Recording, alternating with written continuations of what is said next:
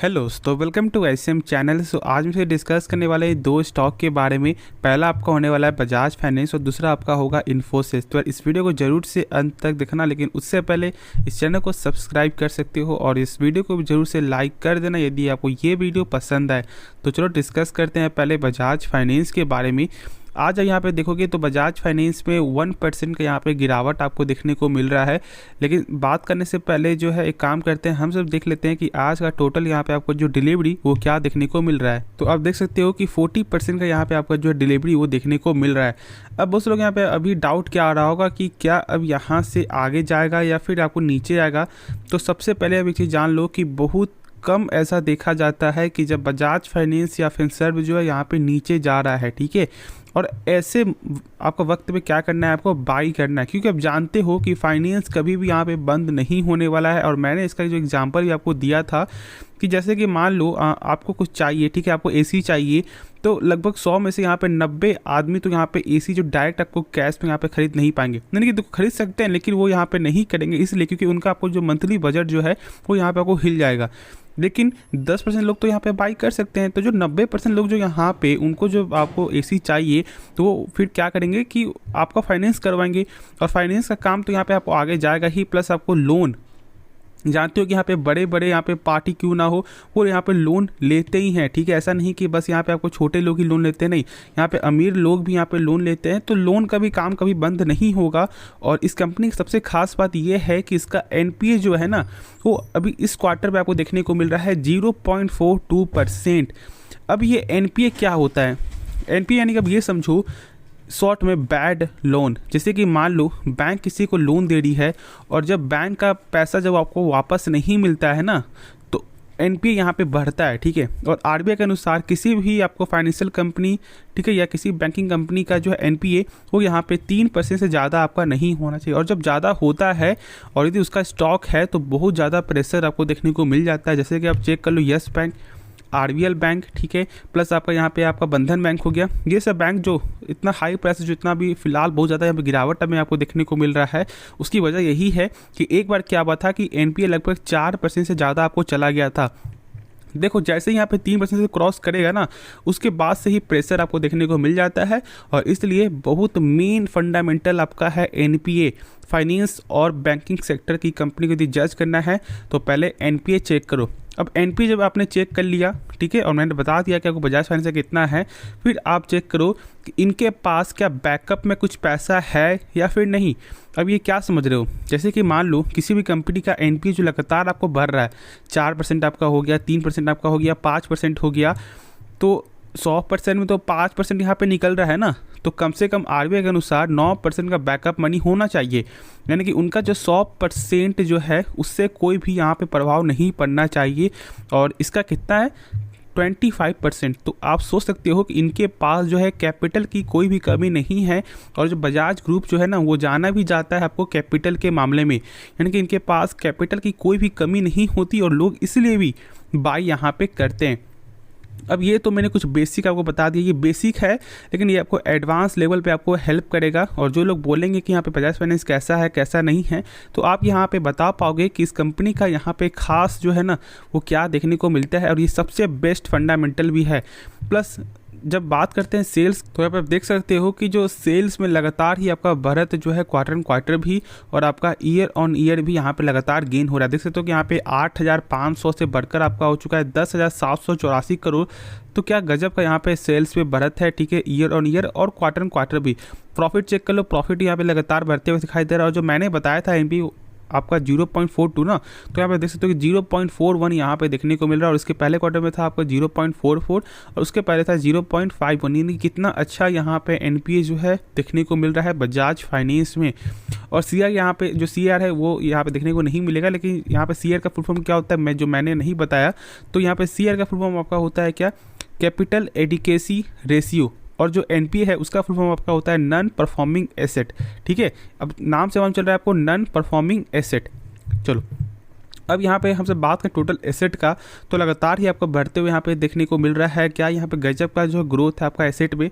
अब यहाँ पे एक चीज़ और आता है और वो है आपका कैश फ्लो। यहाँ पे सारा कुछ इस कंपनी का सही है, बस एक ही यहाँ पे नेगेटिव आपको देखने को मिलता है और वो है कैश फ्लो। अब देखो कैश फ्लो अब ऐसा नहीं कि इसका यहाँ पे नेगेटिव है, ठीक है। आपका नेट कैश फ्लो चेक करोगे, टोटल आपका ओवरऑल जो कैश फ्लो है वो यहाँ पे पॉजिटिव देखने को मिलता है, लेकिन जो सबसे मेन आपका ऊपर का देख लो, यहाँ पे कैश फ्रॉम ऑपरेटिंग एक्टिविटी वो यहाँ पे नेगेटिव देखने को मिलता है। अब ये होता क्या है, ऐसे तो मैंने बहुत सारे वीडियो मैंने आपको बताया हुआ है, लेकिन जो लोग नए देख रहे हैं उनके लिए मैं एक बार आपको बता दूं कि यहाँ पे आप ये समझो, ऐसे समझो कि कंपनी जो भी सामान बेच रही है, क्या उसका पैसा जो है रिटर्न मिल रहा है या फिर नहीं मिल रहा है, तो आपको इसी का जो नंबर यहाँ पे देखकर मालूम चलेगा। और ये नंबर आपको नेगेटिव है, यानी कि आप सोच सकते हो कि यहाँ पे सही दिखने को नहीं मिल रहा है।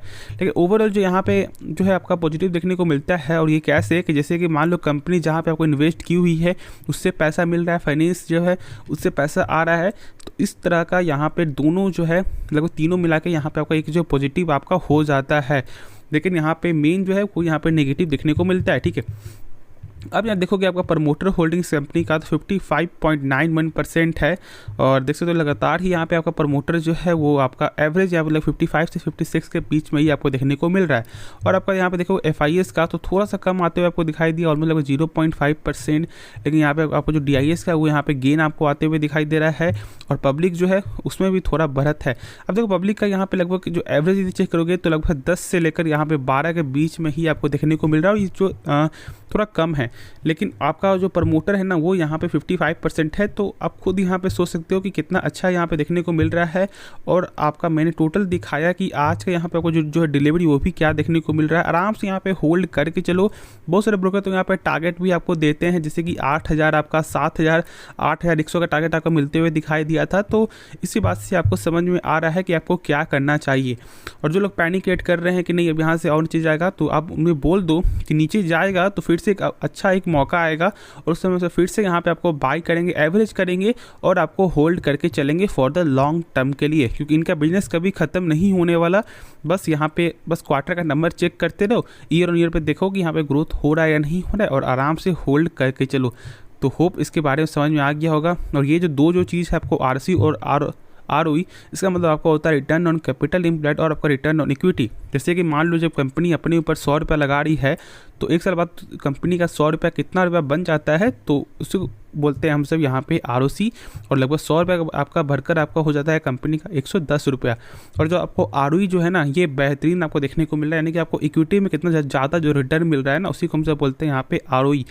और कम से कम किसी भी कंपनी का 12% से ऊपर होना चाहिए, 12 से 15% के ऊपर। तो यहाँ पे ROC थोड़ा कम है, लेकिन आपको ROE जो है वो यहाँ पे सही देखने को मिलता है। तो चलो इसके बारे में नॉलेज हो गया होगा, तो हम सब यहाँ पे नेक्स्ट स्टॉक के बारे में डिस्कस करते हैं। बात करते हैं हम सब आपको इन्फोसिस के बारे में, और एक IT सेक्टर का एक जियांट कंपनी, ठीक है, जिसका अभी फिलहाल जो प्राइस आपका 1600 यहाँ पे आपका देखने को मिल रहा है। अब जानते हो कि बायबैक भी आपको कंप्लीट हो चुका है, और बायबैक के बारे में तो मैंने सारा कुछ ही आपको बता दिया है कि यहाँ पे ओपन और टेंडर में क्या होता है, डिफरेंस क्या होता है, ठीक है।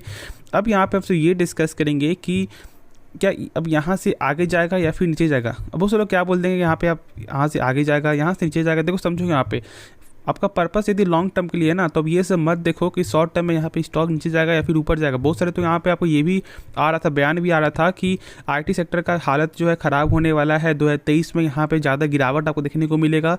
लेकिन ये एक ऐसा कंपनी, एक ऐसा स्टॉक है ना, जो आप जान रहे हो कि यहाँ पे AI का बिजनेस यहाँ पे कितना ज़्यादा ग्रोथ आपका होगा, क्लाउड बिजनेस कितना ज़्यादा ग्रोथ आपको देखने को मिलेगा। और इनका यहाँ पे CEO का भी आपको यही बयान भी आपको आ रहा था, लगभग यहाँ पे 8-9 महीने पहले की बात है, और ऐसा बयान आपको आते हुए दिखाई दे रहा था।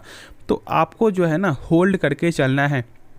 एक ऐसा स्टॉक है जो आपको कभी भी ये नहीं दिखाएगा कि आप यहाँ पे बाई मत करो, ठीक है। इसका प्राइस यहाँ पे क्यों ना आपको जो 1800 चला जाए, लोग यहाँ पे बाई करेंगे, ठीक है। क्यों ना इसका प्राइस यहाँ पे 1300 आ जाए, लोग यहाँ पे बाई करेंगे।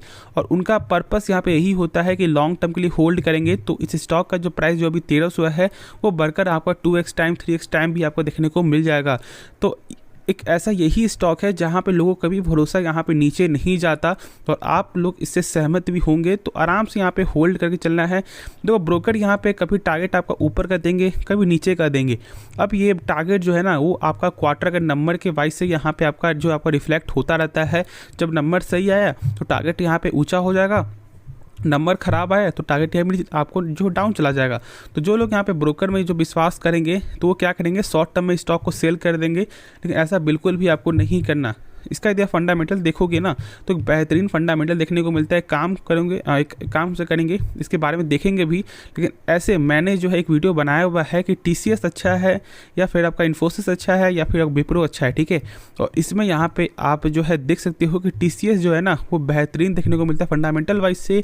कंपनी का ROC और ROE यहाँ पे बेहतरीन है, कैश फ्लो भी इस कंपनी का बेहतरीन देखने को मिलता है, सेल्स में यहाँ पे प्रॉफिट में, ठीक है। तो सारा कुछ ही बेहतरीन है, लेकिन लोग अभी इन्फोसिस में इसलिए बाई करते हैं क्योंकि देखो समझो, जो कंपनी लगातार आपको एक, जैसे कि मान लो जब एक घर जब बन रहा है आपको ना, तो जो नीचे जो भी घर बन रहा है ना, तो लोग इसमें पैसा लगाएंगे क्योंकि यहाँ पे ज़्यादा चांस ये है कि आने वाले 10 साल में वो फिर से एक ऊपर एक आपका फ्लैट बनाए। लेकिन TCS क्या है, आपका TCS खुद एक आपका 10 फ्लैट का यहाँ पे मंजिल है, तो बहुत कम चांस आपका उसका होता है, ठीक है, कि वो आपको 11 मंजिल बनाए, और नहीं तो ऐसा भी हो सकता है कि वो बहुत धीरे धीरे बनाए। तो ये भी आपका प्रोसेस आपका होता है, और लोग इसलिए जो है एक ऐसी कंपनी में आपको इन्वेस्ट करती है जिसका अभी आपका वैल्यूएशन बहुत ही कम है और जो लॉन्ग टर्म में एक अच्छा खासा उनको यहाँ पर रिटर्न आपको दे सके।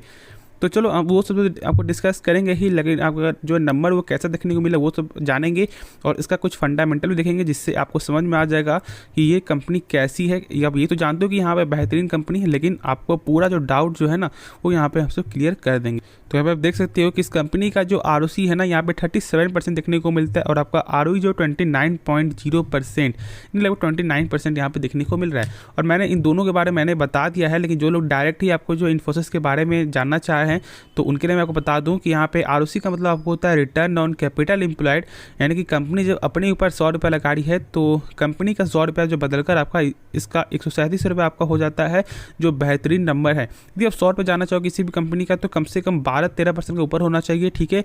और ये सेक्टर वाइज आपको डिपेंड करता है। अब ऐसा नहीं कि यहाँ पे आप देख रहे हो कि इसका यहाँ पे 37% है और आपका जो HDFC बैंक का या और की कंपनी का यहाँ पे कम है तो वो कंपनी खराब हो गई, बिल्कुल नहीं।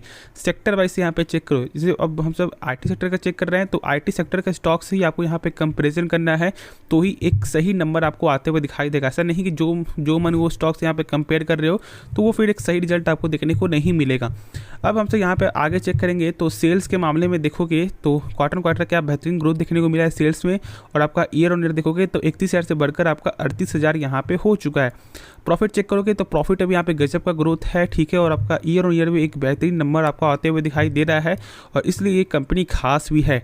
और अभी करंट देखोगे तो जो आपका अभी एक क्वार्टर बाकी भी है तो यहाँ पे आपका प्रॉफिट जो है आपका जो लगभग गेन ही है, ठीक है, लेकिन पिछले ईयर से तो यहाँ पे लगभग ऑलमोस्ट 1500 करोड़ आपको ज़्यादा ही देखने को मिल रहा है। अब एसेट देखोगे, एसेट भी यहाँ पे लगातार आपका ग्रोथ है, और मेन क्या है इस कंपनी का कैश फ्लो। मैंने बताया कि यहाँ पे कैश फ्लो क्या होता है, ठीक है, तो एक बार जरूर से आप यहाँ पे देख लेना। लेकिन 100 रुपये जाने का तरीका यही है कि जो यहाँ पे नंबर जो है ना जो 23,885 करोड़ है, इससे कम होना चाहिए टोटल प्रॉफिट। तो चेक कर लेते हैं और देखोगे तो यहाँ पे 22,000 देखने को मिल रहा है, यानी कि कैश फ्लो यहाँ पे बेहतरीन देखने को मिलता है। एक काम करता हूँ मैं आपको बता देता हूँ कि यहाँ पे कैश फ्लो होता है क्या है। तो कैश फ्लो मतलब ये है कि कंपनी जो भी सामान बेच रही है उसका पैसा जो है रिटर्न मिल रहा है या नहीं मिल रहा है, तो यहाँ पे मिल रहा है और यहाँ पे पॉजिटिव देखने को मिलता है। और सबसे अच्छा सबसे बेहतरीन फंडामेंटल यही है, इससे आपको नॉलेज हो जाएगा कि कंपनी कैसी काम कर रही है, नहीं काम कर रही है। तो होप इसके बारे में नॉलेज हो गया होगा, और यदि कुछ भी सीखने को मिला इस चैनल को जरूर से सब्सक्राइब कर देना। और आप इस कंपनी को होल्ड करके चलो, बाई जो है ना जब मन तब बाई करो, ठीक है, लेकिन पर्पस आपको लॉन्ग टर्म के लिए होना चाहिए। और यहाँ पे SIP के द्वारा बाई करना, गिरावट होगा तो भी एवरेज करना है, उस तरह का यहाँ पे बाई करना। ऐसा नहीं कि पूरा पैसा एक बार में यहाँ पे लगा दो, नहीं, ऐसे मौका मिलेगा तो यहाँ पे लगा सकते हो, लेकिन मैं यही बोलूँगा कि यहाँ पे एवरेज करोगे तो आपका जो प्राइस है ना वो यहाँ पे सही रहेगा और आपका लॉन्ग टर्म एक अच्छा खासा जो गेन भी देखने को मिलेगा। तो इस वीडियो में सारा कुछ मैंने यहाँ पे कवर कर दिया है। तो होप ये वीडियो पसंद आपको आया होगा, तो जरूर से लाइक कर देना और इस चैनल को जैसे सब्सक्राइब कर देना। तो मिलते हैं नेक्स्ट वीडियो में, तो तब तक के लिए धन्यवाद।